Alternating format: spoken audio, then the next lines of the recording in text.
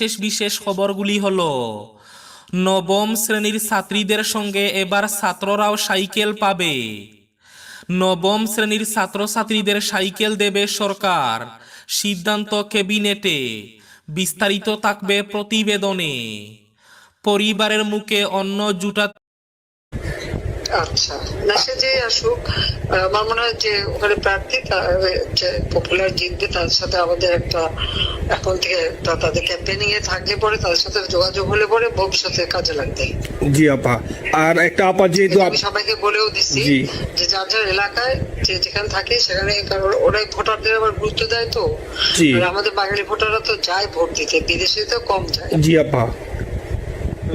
আপা এমনিতে আপা আপনি আপা কিছু মনে করবেন না, আমি পরে মাঝখানে শুনেছিলাম আপনার গাজিয়াবাদ থেকে আপা দিল্লিতে ট্রান্সফার করছে। আপা আপনি নিজের দিকে আপা খেয়াল রাখবেন। আপা আপা আপনি আছেন আপা, ট্রান্সফার করছে মানে একটা কোথায় ট্রান্সফার করছে? আমার ওই যে বাংলাদেশে আপা একটা নিউজ আসছে আপনার গাজিয়াবাদ থেকে দিল্লিতে নাকি ট্রান্সফার করছে আপনাকে হেলিকপ্টার দিয়ে, এরকম একটা নিউজ আসছে আপা। হেলিকপ্টার দিয়ে? জি, এটা নিউজ আসছে যায় যায় দিনে আপু, পরশু দিন আপা ওই যায় যায় দিনে আপনার হচ্ছে ওদের অনলাইন ভার্সনে এটা ভিডিও দেখাইছে আপনাকে নাকি ওই যে গাজিয়াবাদ থেকে দিল্লিতে নাকি ট্রান্সফার করছে আপা। ভিডিও দেখাইছে, এটা কোন দেশের হেলিকপ্টার সেটা? না এটা না আপা, এটা ভিজুয়াল একটা হেলিকপ্টার দেখাইছে আন্তাজে, কিন্তু এটা নিউজ দিছে আপা। আপনি চাইলে আমি আপনাকে ভিডিওটা পাঠিয়ে দিতে পারি আপা হোয়াটসঅ্যাপে। পাঠাইও তো, দেখবো না কি গাছগুলি কথা বলে এরা। জি আপা, এটা তো নিউজ তো আপা দেখেন না আপা। খুব কাছে আছে আপা আপা কষ্ট লাগে আপা। আপা আপনি যে ভিডিওদেরকে আপা যে দিয়ে আসছেন আপা, এই ভিডিও গুলো আপা আমাদের কাজ করে না আপা, কেউ সত্য বলে না আপা। আপা আমরা কই যাবো আপা, আপনি আছেন আপা, আল্লাহ আপনার বাঁচায় রাখুক আপা। আপনি যেহেতু আছেন আপা, আমরা আছি আপা, আমরা আসি আপা আপনার জন্য আপা। না না, আমি কিন্তু আমাদের দেশের খুব কাছাকাছি আছি। জি আপা, খুব শুনে শান্তি লাগলো আপা। অত দূরে নাই, আমি খুব কাছাকাছি আছি। জি আপা, আমি চট করে ঢুকে পড়তে পারি না আপা আপনাকে দেশে আপা এটা ইয়ে করেন, আপনি যখন নিয়ে দিবেন যে না তানভীর তুমি আমেরিকা থেকে দেশে চলে যাও, দেশে যে ওই কারমাঙ্গিচর ক্যানিগঞ্জের এখানে ওই দলীয় নেতৃত্বের গুছাও বা ওইখানে কাজ করো আপা, আপনি বললে সাথে সাথে দৌড় দেবো আপা। এখন গেলেই দেবেন একখানা মামলা। I like it. It's mine.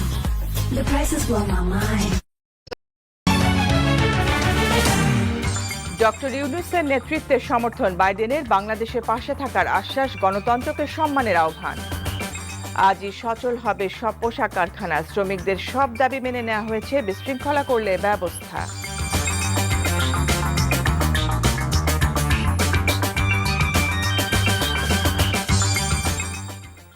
আসসালামু আলাইকুম, ফারজানা ইয়াসমিন স্বাগত জানাচ্ছি এনটিভির সকালের খবরে। ক্রাউন সিমেন্ট শিরোনাম দেখছিলেন, এবার পুরো খবর। বাংলাদেশের অন্তর্বর্তীকালীন সরকারকে পূর্ণ সমর্থন জানিয়েছেন যুক্তরাষ্ট্রের প্রেসিডেন্ট জো বাইডেন। মঙ্গলবার জাতিসংঘের সাধারণ অধিবেশনের ফাঁকে মার্কিন প্রেসিডেন্টের সঙ্গে বৈঠক করেন বাংলাদেশের অন্তর্বর্তীকালীন সরকারের প্রধান উপদেষ্টা অধ্যাপক ডক্টর মোহাম্মদ ইউনূস। বৈঠকে ডক্টর ইউনূস বিগত সরকারের আমলে সব ধরনের নিপীড়নের বিরুদ্ধে শিক্ষার্থীদের সাহসী ভূমিকা ও বাংলাদেশ পুনর্গঠনে তাদের গুরুত্বপূর্ণ অবদানের কথা জো বাইডেনকে জানান। ডক্টর ইউনূস বলেন, দেশ পুনর্গঠনে তার সরকারকে অবশ্যই সফল হতে হবে। বাইডেন যে কোনো সাহায্যে বাংলাদেশ সরকারের পাশে থাকার আশ্বাস দেন। বলেন, শিক্ষার্থীরা যদি দেশের জন্য এত ত্যাগ স্বীকার করতে পারে তাহলে যুক্তরাষ্ট্র সরকারেরও পূর্ণ সহযোগিতা করা উচিত। বৈঠকে প্রধান উপদেষ্টা জুলাই বিপ্লব চলাকালে ও এরপরে বাংলাদেশি শিক্ষার্থীদের আঁকা দেয়ালচিত্রের ছবি সংবলিত আর্ট বুক বাইডেনকে উপহার দেন।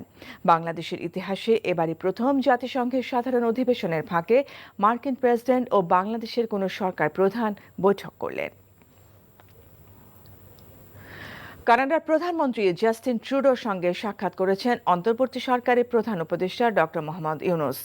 জাতিসংঘ সাধারণ পরিষদের অধিবেশনের ফাঁকে নিউ ইয়র্কে সাক্ষাৎ হয় ইউনূস ট্রুডোর।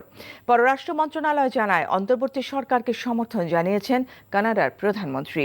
দুদেশের দ্বিপাক্ষিক সম্পর্ক আরও দৃঢ় করার ব্যাপারে একমত হয়েছেন দুই নেতা। তাছাড়া জনগণের মুক্তি, স্বাধীনতা, প্রতিষ্ঠানকে সংস্কার এবং বাংলাদেশের তরুণদের প্রতি সমর্থন জানান জাস্টিন ট্রুডো।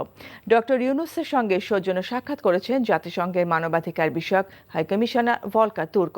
এছাড়া প্রধান উপদেষ্টার সঙ্গে কুশলাদি বিনিময় করেছেন বিশ্বব্যাংকের প্রেসিডেন্ট অজয় বাঙ্গা। জাতিসংঘের সাধারণ পরিষদের ৭৯তম অধিবেশনের ভাষণে সংস্থাটির মহাসচিব বলেছেন, চলমান যুদ্ধ পরিস্থিতির শেষ দেখছেন না তিনি। প্রথম দিনের ভাষণে দ্রুত গাজা যুদ্ধ বন্ধের আহ্বান জানিয়ে মার্কিন প্রেসিডেন্ট জো বাইডেন বলেন, ক্ষমতায় থাকার চেয়ে গণতন্ত্রের স্বার্থে জনগণের মতামতকে সম্মান জানানো গুরুত্বপূর্ণ। এদিকে গাজায় নিরীহ ফিলিস্তিনিদের হত্যার নিন্দা জানান তুর্কি প্রেসিডেন্ট রিসেপ তাইয়েপ এরদোয়ান। আরও জানাচ্ছেন শেখ খলিল সোহেল। শুরু হলো বিশ্ব নেতাদের উপস্থিতিতে বিশ্বের সবচেয়ে বড় সম্মেলন। জাতিসংঘের ৭৯তম সাধারণ অধিবেশনে এমন এক সময় অনুষ্ঠিত হচ্ছে যখন গাজা লেবাননে যুদ্ধ করছে ইসরায়েল, ইউক্রেন সুদানেও চলছে যুদ্ধ সংঘাত। অধিবেশনের শুরুতেই বর্তমান বৈশ্বিক প্রেক্ষাপট চ্যালেঞ্জের কথা উপস্থাপন করেন জাতিসংঘ মহাসচিব Antonio Guterres. Challenges that demand global solutions. আমরা বিশ্বব্যাপী এমন এক চ্যালেঞ্জের মুখে রয়েছি যা কখনো দেখিনি। বৈশ্বিকভাবেই এই চ্যালেঞ্জের মোকাবেলা করতে হবে। যুদ্ধ বেড়েই চলছে এবং তা শেষ হওয়ার কোনো উপায় দেখছি না। No clue how they will end. এদিকে আগামী প্রেসিডেন্ট নির্বাচন থেকে ছিটকে পড়ায় জাতিসংঘে মার্কিন প্রেসিডেন্ট হিসেবে শেষ ভাষণ দিয়েছেন জো বাইডেন। গাজায় অবিলম্বে যুদ্ধবিরতির আহ্বান জানিয়েছেন তিনি। Innocent civilians in Gaza are also going through hell. Israel এবং গাজার বাসিন্দারা নরকের মধ্য দিয়ে যাচ্ছে। গাজায় নিরীহ বাসিন্দারা প্রাণ হারাচ্ছে, ভয়াবহ মানবিক পরিস্থিতি বিরাজ করছে সেখানে। এই মুহূর্তে যুদ্ধবিরতির কোনো বিকল্প নেই। In Egypt, a ceasefire and hostage deal. ভাষণে গণতন্ত্রের পক্ষে নিজের অবস্থান ফের স্পষ্ট করলেন মার্কিন president. The world was divided by the Cold War. আমরা ক্ষমতায় আসি মানুষের সেবা করতে, ক্ষমতাকে আঁকড়ে ধরে রাখতে নয়। এটাই গণতন্ত্রের মূল মন্ত্র। এটা শুধু আমেরিকার জন্য প্রযোজ্য নয়, জনগণকে সম্মান জানাতে সকল দেশের জন্য গণতন্ত্র ও মানবাধিকার সুরক্ষিত রাখা জরুরি। And there were questions about our staying power. অন্যদিকে গাজায় গণহত্যার বিরুদ্ধে সোচ্চার হয়ে ফিলিস্তিনকে স্বাধীন রাষ্ট্রের স্বীকৃতি দেওয়ার ডাক দিয়েছেন তুর্কি প্রেসিডেন্ট এরদোয়ান। দ্রুত ফিলিস্তিনকে স্বাধীন রাষ্ট্রের স্বীকৃতি দিন। গাজাসহ নানা সংকটে নিজেদের দায়িত্ব পালনে ব্যর্থ হয়েছে জাতিসংঘ। ফলে ইসরায়েল গাজায় গণহত্যা চালাতে পেরেছে। গাজা এখন বিশ্বের সবচেয়ে বড় গোরস্থান। অধিবেশনে প্রথম দিন ভাষণ দিয়েছেন ব্রাজিল, মালদ্বীপ সহ আরও কয়েকটি দেশের নেতা। Sheikh Khalil Sohel, NTV international desk. July আগস্টের গণ অভ্যুত্থানে নিহতদের জাতীয় বীরের মর্যাদা প্রদানের প্রশ্নের রুল জারি করেছেন হাইকোর্ট। রুলে নিহতদের কেন বীরের মর্যাদা দেওয়া হবে না তা জানতে চাওয়া হয়েছে। এছাড়া আহতদের মুক্তিযোদ্ধার মর্যাদা কেন দেওয়া হবে না তা জানতে চেয়ে রুল জারি করেছে আদালত। মন্ত্রিপরিষদ সচিব, জনপ্রশাসন সচিব, মুক্তিযুদ্ধ বিষয়ক সচিব সহ বিবাদীদের রুলের জবাব দিতে বলা হয়েছে। মঙ্গলবার বিচারপতি কামরুল হোসেন মোল্লা ও বিচারপতি কাজী জিনাত হকের দ্বৈত বেঞ্চ আজ এই আদেশ দেন। সরকারের নির্দেশে ছাত্র জনতার উপর নির্বিচারে গুলি চালায় আইন শৃঙ্খলা বাহিনী। গুলিতে মারা যায় ১,০০০-এর অধিক মানুষ, আহত হন প্রায় ২৫,০০০। পঙ্গুত্ব বরণ করেন অনেকেই। বিপুল সংখ্যক মানুষের হতাহতের ঘটনায় তাদের যথাযোগ্য মর্যাদা দিতে হাইকোর্টে রিট করেন ব্যবসায়ী আলী নাজির শাহীন। যে কোনো পরিস্থিতিতে প্রধান উপদেষ্টা ডক্টর মোহাম্মদ ইউনূসের পাশে থাকার ঘোষণা দিয়ে ১৮ মাসের মধ্যে নির্বাচন আয়োজনের পক্ষে নিজের অবস্থান ব্যক্ত করেছেন সেনাপ্রধান জেনারেল ওয়াকারুজ্জামান। বার্তা সংস্থা রয়টার্সকে দেওয়া সাক্ষাৎকারে ঘোষণা দেন সেনাপ্রধান। বলেন, যাই আসুক না কেন সেনাবাহিনী নোবেলজয়ী ইউনূসের পাশে থাকবে এবং সব ধরনের সহযোগিতা করবে।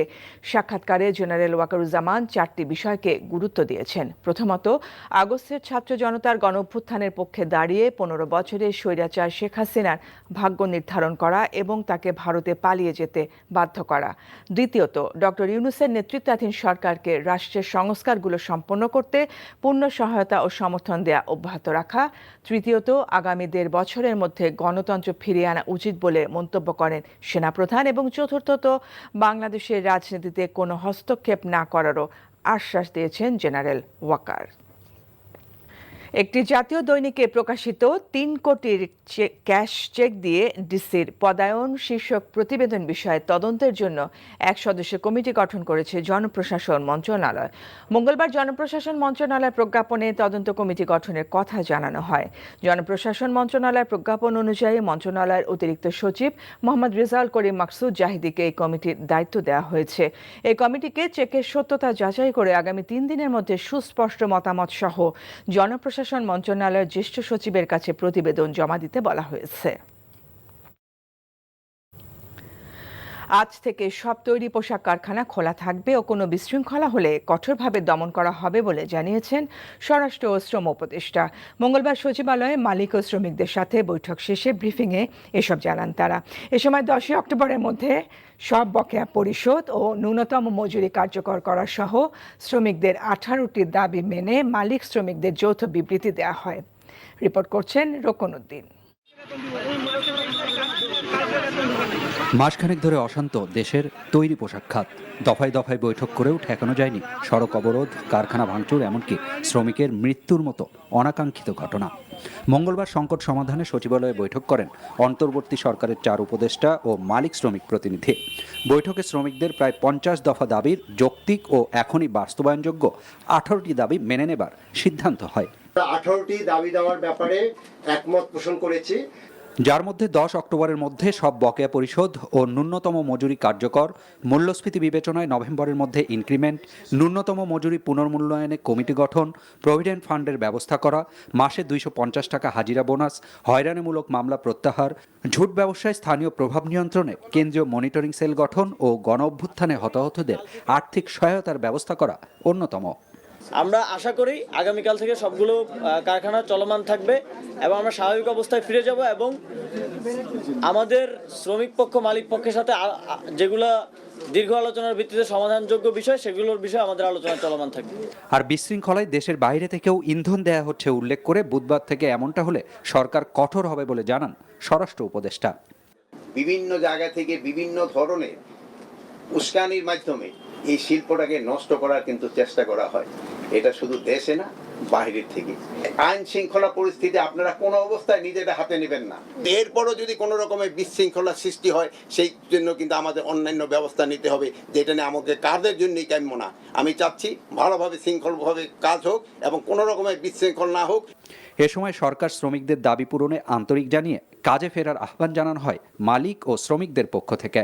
আমাদের দাবির প্রেক্ষিতে যেটা আজকে ফুলফিল করার জন্য, তোমাদের ডিমান্ডগুলি ফুলফিল করার জন্য যে ঘোষণাটা হলো, আমার বিশ্বাস তোমরা এটা মেনে নিয়ে তোমরা যার যার কর্মে তোমরা ফিরে যাবে এবং এই প্রতিষ্ঠান বাঁচলে তুমি বাঁচবে, আমি বাঁচবো। সবার প্রতি আহ্বান থাকবে, স্পেশালি আমাদের শ্রমিক ভাই বোনদের প্রতি, সবার প্রতি যে কোনো আলোচনা যে কোনো ফ্যাক্টরিতে বসেই তারা যেন কথা বলে শেষ করে। যদিও আর আলোচনার কোনো বিষয় এখানে থাকছে না, কিন্তু কোথাও যেন কোনো রাস্তা বন্ধ নয়, কোনো ভাঙচুর না হয়।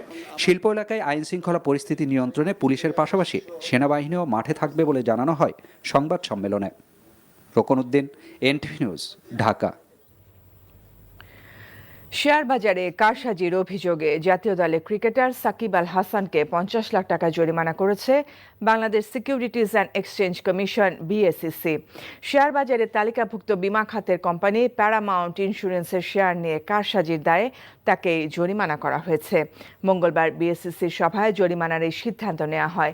বিজ্ঞপ্তিতে বিএসইসি জানিয়েছে একই শেয়ারে কারসাজির জন্য সাকিব আল হাসান ছাড়া আরও 6 ব্যক্তি ও প্রতিষ্ঠানকে জরিমানা করা হয়েছে।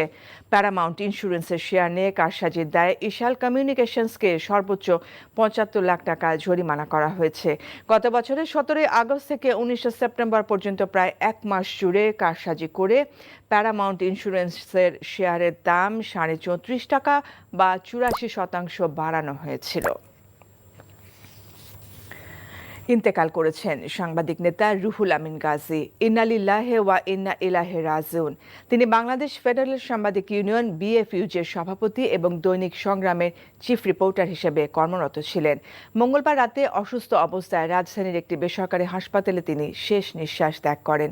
মৃত্যুকালে তার বয়স হয়েছিল 68 বছর। আজ দুপুরে জাতীয় প্রেস ক্লাবে তার নামাজে জানাজা অনুষ্ঠিত হবে। পরে তাকে শাহজাহানপুর কবরস্থানে দাফনের কথা রয়েছে। রিপোর্টে জানাচ্ছেন শফি মাহমুদ সাগর। দীর্ঘদিন কিডনি, লিভার সহ নানা জটিলতায় ভুগছিলেন সাংবাদিক নেতা রুহুল আমিন গাজী। উন্নত চিকিৎসার জন্য বিদেশে যাবার কথা থাকলেও শারীরিক অবস্থার অবনতি এবং বিমানে ভ্রমণের উপযোগী না হওয়ায় রোববার রাতে তাকে রাজধানীর একটি বেসরকারি হাসপাতালে ভর্তি করা হয়। দুদিনের মাথায় চিকিৎসাধীন অবস্থায় মৃত্যু হয় তার। তো দুঃখের সাথে বলতে হচ্ছে যে এমন একটি লোক আমরা হারিয়েছি। এই সাংবাদিক জগতের একটি লোক আসবে কিনা আমি জানি না, কিন্তু এই গাজী ভাই বিভিন্ন সময় সাংবাদিকের পেশার জন্য লড়ে গেছেন এবং আপনারা জানেন যে সাগরনীর ব্যাপারে সাংঘাতিক তৎপর ছিলেন। আমি তার অধিক মহাভারত কামনা করছি এবং তার শক্ত পরিবারের প্রতি সমবেদনা জানাচ্ছি। সাংবাদিকদের অধিকার আদায়ে তিনি সবসময় রাজপথে ছিলেন। তার এই শূন্যতা পূরণ হওয়ার নয়, আমরা গভীর শোকাভিভূত। তিনি যে লড়াই করেছেন এই দেশের সাংবাদিক জন, এই দেশের মুক্তিকামী মানুষ, এই যে গণতন্ত্রের মানুষ চিরদিন তার শ্রদ্ধার সাথে স্মরণ করবে। রুহুল আমিন গাজীর জন্ম 1956 সালের 12 নভেম্বর চাঁদপুর সদরের গোবিন্দিয়ায়। বাংলাদেশ ফেডারেল সাংবাদিক ইউনিয়ন BFGU এর চতুর্থবারের মতো সভাপতির দায়িত্বে ছিলেন তিনি। তার মৃত্যুর সংবাদে হাসপাতালে ছুটে আসেন সহকর্মী, স্বজনসহ সমাজের বিভিন্ন স্তরের মানুষ। সাংবাদিকের অধিকার, দাবিদার, ন্যূনতম মর্যাদা আদায়ে সবচেয়ে সোচ্চার। সাংবাদিক সমাজের যে অপরিণীয় ক্ষতি হয়েছে আমরা